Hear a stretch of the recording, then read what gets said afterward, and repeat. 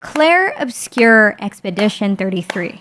You've probably already heard so much about this game because holy sh**. So grab a seat, get a drink. You haven't heard it from me, so sit the fuck down. This game just caught me by surprise.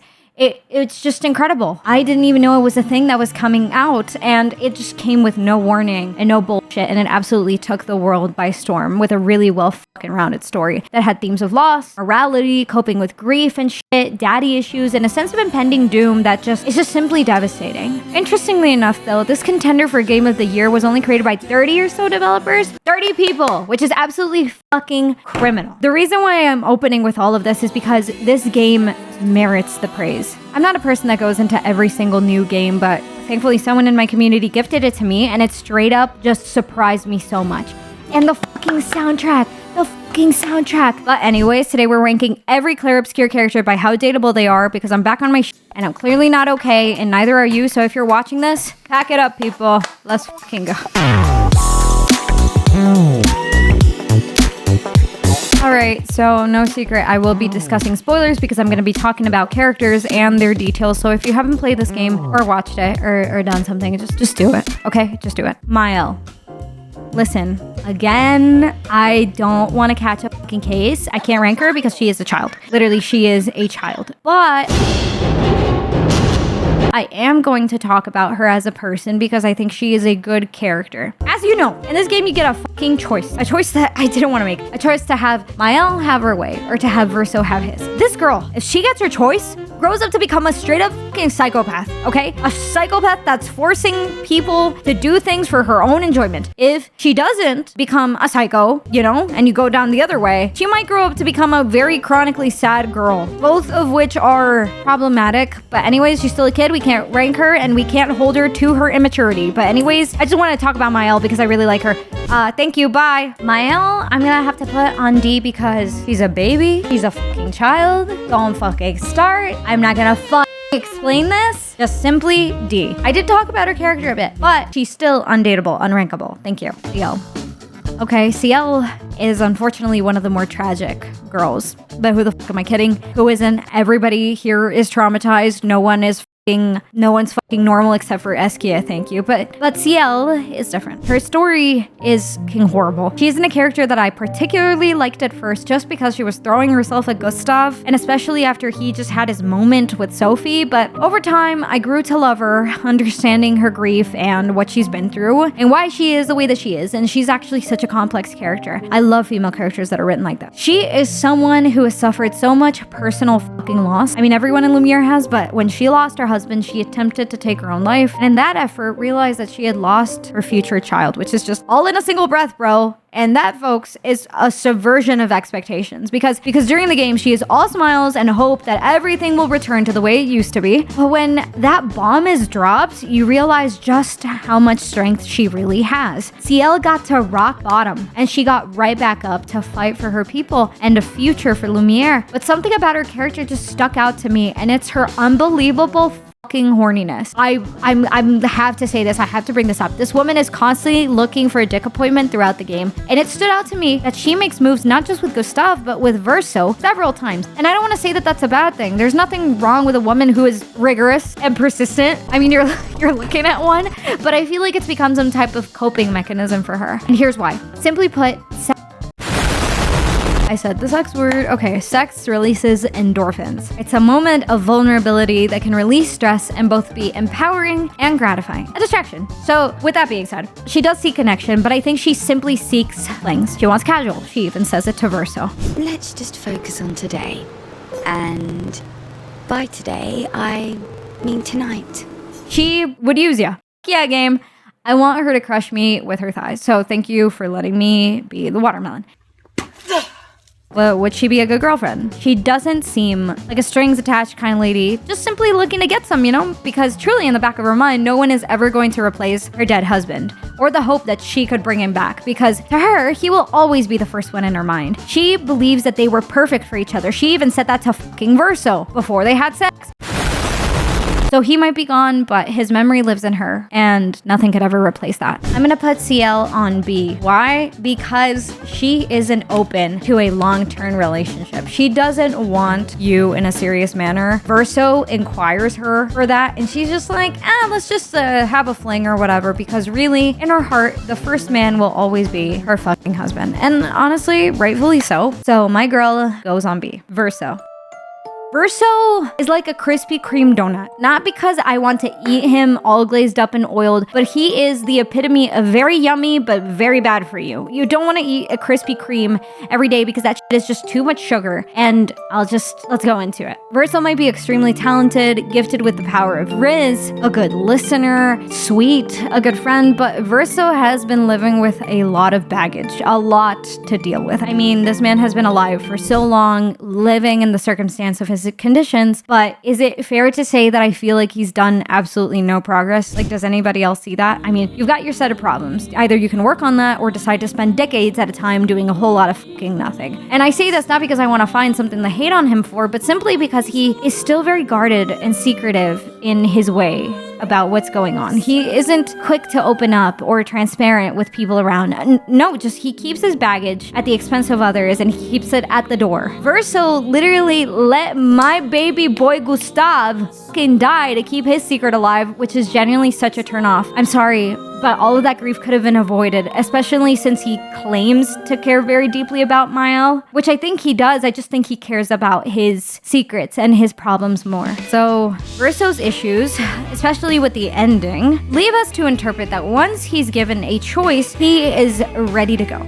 Like, go. Which is pointing to another deeply rooted issue, and it's that he doesn't want to keep living. But not like Gustave, not to be selfless, but because he's being tired. His agency immediately gravitates towards ending his own painting because he has his family's best interest at heart and because he's tired. He cares a lot about his family and has almost felt estranged from them because of their opposing views. It is so clear that he has been so isolated and lonely, besides from Sciel and Monoco, to advance with purpose, that he almost became like a wanderer type. I'm just saying bad things, but honestly, I love me a fucking sad boy. And I love fucking me a little sad boy because he is down to fuck. Like DTF all the time. He is so down. It's his whole thing with the girls. He has a shot at dating. But again, not really dating. They're doing the nasty out here in the fucking wilderness, which first, ew. Wait, I know. How long do you think Verso has gone without a shower? I don't want to point out that they're French, but okay, listen, I don't want to further stereotypes or be a dick,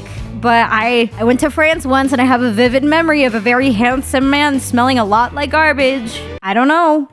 I was like 8 or 9 years old. Maybe there's a correlation here. I just feel like Verso is kind of crusty living out here. Like, he doesn't go back to the manor to take a damn bath. He's just like covered in soot all the time. And he's living his best life outside. I mean, sorry, tangent. I can't fathom the thought of being in a relationship with somebody who's a little stinky. You know what I mean? Like a little stinky. Don't bring up Junkrat. We're not talking about that. Two very different people, by the way. But would he be a good boyfriend? Romantically, he'll make you ache. Not just your punani, but your heart, bro. He'll make your heart ache, bro. As all people, Verso is very complicated, and a lot of things point to different directions with him, but I think low-key he would be down for a relationship. I mean, he's totally down to fuck them, much is clear. He wants love, he wants connection, but he's essentially the blueprint for the right person at the wrong time. You will feel chosen by somebody like Verso, but also sometimes you'll feel like you're chasing a man that's made out of mist, because given the opportunity to hit the fucking exit button, he will. Incredibly written character. Fuck you, game. Verso goes on A. Monoco. He's kind of like, I don't know. Listen, hear me out. He's kind of fine, okay? If I had a hear me out cake, he would be on it. So, let's address the elephant in the room first before y'all start fucking cooking me. You're not listening to me. That's because you're crazy. He's supposed to be a dog. He's supposed to be a dog in the other world. But how's that any different from Jacob from Twilight? Okay? How? Don't fucking judge me. I won't judge you. You're watching this video. I didn't make you. I'm gonna tell you what I like about him before y'all start fucking thinking I'm horrible. Monoco is funny, witty. He's a complete idiot, bozo, himbo man. There's just something about him. Tell me you fucking see this. Please tell me you fucking see this, okay? He is appealing to me for a few reasons. His voice is one of them. It's just like so... I'm a sucker for the voice. And I don't think I'm the only fucking one. Now that we've had some good battles to warm the spirits, to what do we owe the pleasure of your company? Any Monoco girlies in the comments, present yourselves because I can't be the only fucking one here, okay? But, okay, Monoco would be loyal. He would be funny. He would be a bizarre kind of partner. And if you haven't learned anything about me yet, is that I'm a little weirdo and I like eccentric little weirdos. And this eccentric little weirdo only cares about two things: his friends and beating the shit out of people. But first, let's go through the caring bit. Monoco, despite being a gestural, remains connected to the people he cares about, and that is reflected in his interactions and relationships, which first, he's a daddy. I mean a father. Like, he actually cares so much about his little boy. It's so fucking sad. His relationship with Noko is so tragic too. Noko has been his lifelong companion, and he has died over and over again, and Monoco stays behind to remember, to fucking mourn, to guide the new Noko. That's so fucking sad. And that grief is chronic, and it's baked into him, and I wish this was expanded more upon in the game, because goddamn, like, shit. Now, let's just talk about the other thing. His relationship with Verso is one of his oldest as well. Despite their minor differences, Monoco still tries to maintain a relationship with him and engage with him as a companion. He's a good friend. He's a good listener. He takes interest in what his friends like and in, you know, bonding with them. Now his obsession with fighting, besides from the fact that he's a foot guy, which fucking same, toe bros for the win, is that I think he would ask you to train with him.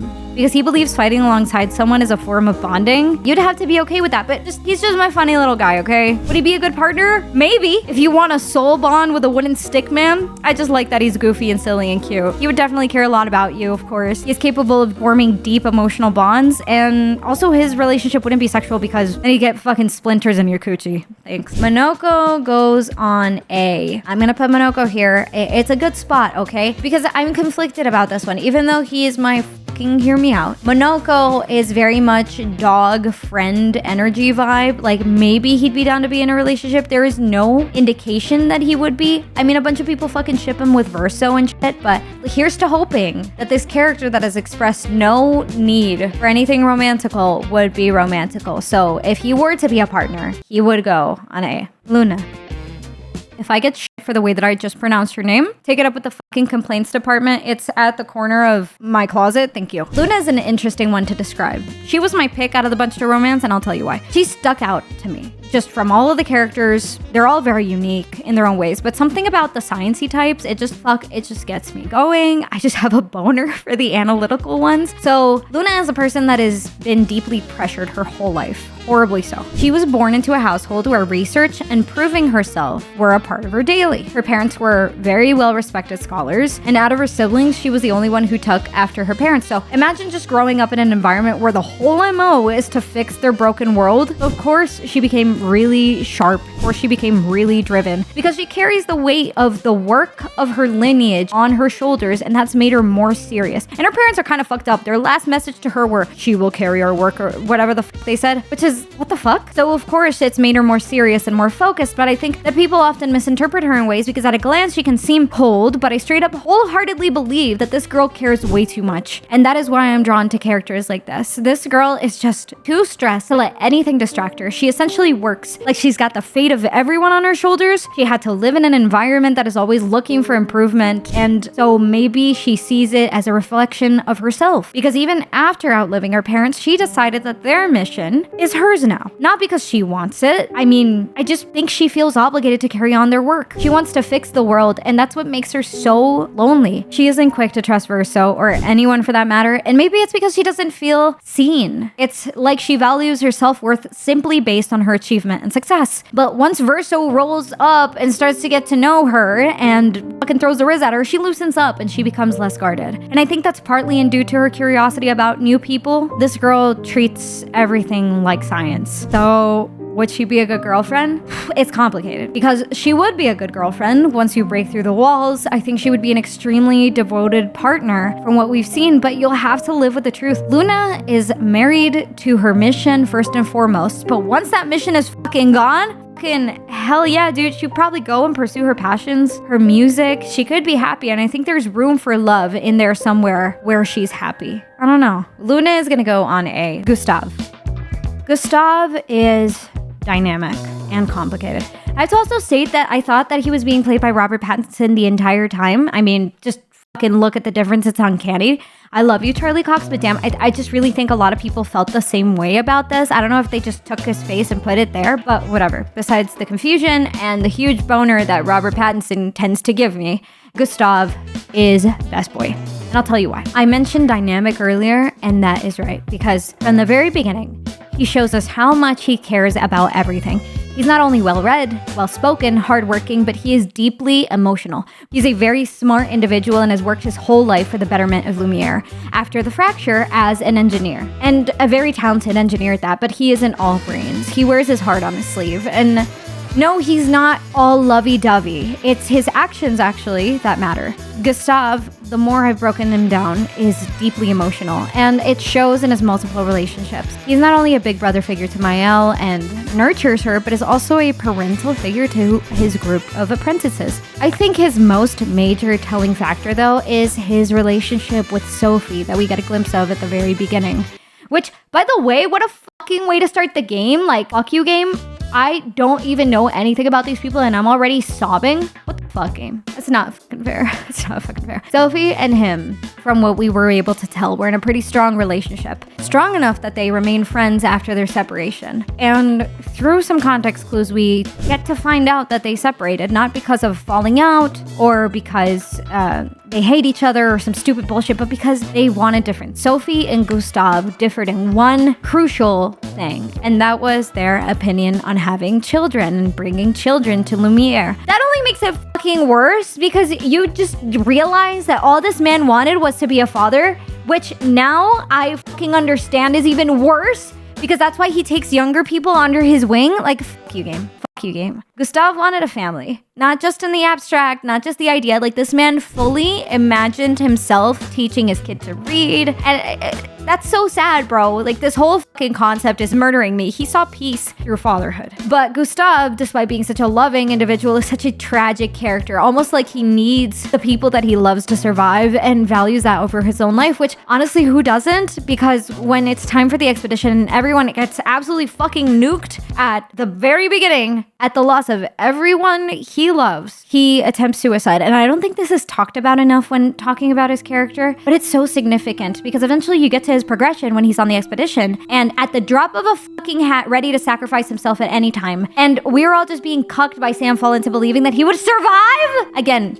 just fuck you, game. I love you, but fuck you. So you just know this man would die for you. And I would personally die to sit on his lap while he writes. And I think everyone is in agreement in that respect. So not just me, right? This guy's great. He would be an excellent partner, especially if he's alive and kicking. Not that I would do anything if he was dead. That's like a weird way to phrase shit. But Gustave is family oriented. And if you're into that, baby girl, he would be the best dad and husband. Like, more men like this in media, please, please, please, please. And Gustave is gonna go on S, of course. Sciel. Sciel is the best boy. He is too pure. He is just undateable, but he is still the best character. So I kind of want to put him as an honorary mention with stars. Put stars on the screen and put a little crown on his head and balloons. We're done. Thank you so much for watching. Yeah, this one was a really fun one to do. Nobody really asked me to do this one, and I feel like Expedition 33 is not getting a lot of this sort of content that breaks down the characters a bit, but that's what I'm here for, baby. I'm here to break them down in the worst possible fucking way. So I'm trying to get back into the YouTube grind. So please subscribe if you haven't, and let me be real for a moment, okay? So trying to make it in the world as an adult. So I'm trying to make this YouTube content thing a job. So if you guys want to see the uncensored version with all my filthy little thoughts, I mean, I have a Patreon that you can access. And also, if you just go to the Patreon, join as a free member, it gives you access to some sneak peeks and other stuff. But anyways, your support means everything. And if you made it to the end of the video, big hugs, big loves, motherfuckers, I love you. Bye.